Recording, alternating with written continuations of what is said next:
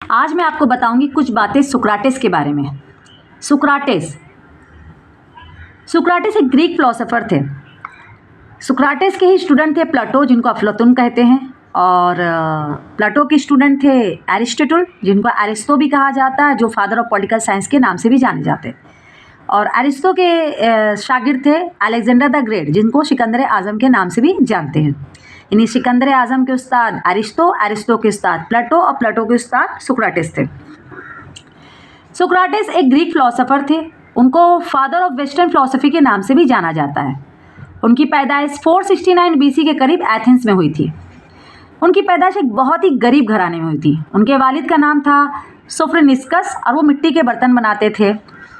उनकी माँ दाई थी, उनका नाम था फेनेरेट। वो शादीशुदा थे, उनके 3 बच्चे थे। वो बहुत ही सिंपल लाइफ जीना पसंद करते थे। उन्हें दुनियावी दौलत में कोई दिलचस्पी नहीं थी।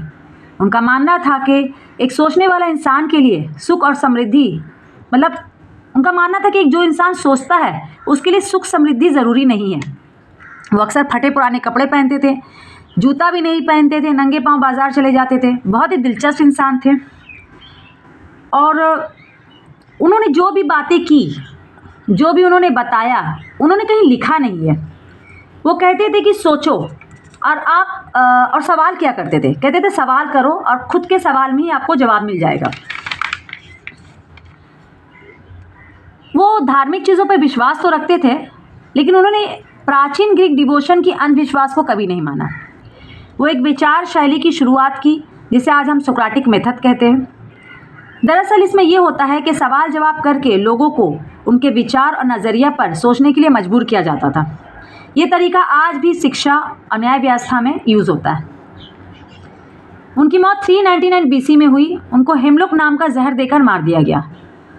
दरअसल उन पर इल्ज़ाम लगा कि वो नौजवानों को बिगाड़ रहे हैं और देवताओं को नहीं मानते, क्योंकि उस वक्त ग्रीस में बहुत सारे भगवान की पूजा होती थी और वो बहुत सारे भगवान को नहीं मानते थे। इस वजह से उनको मौत की सज़ा दी गई और ये सज़ा में उनको जहर देकर मारा गया।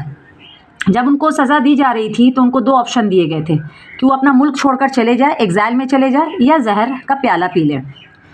उन्होंने भागना पसंद नहीं किया और उन्हें जहर का प्याला पी लिया। यानी कि आखिरी दम तक वो सच्चाई और अपने प्रिंसिपल पे कायम रहे। वो अपने प्रिंसिपल से पीछे नहीं हटे।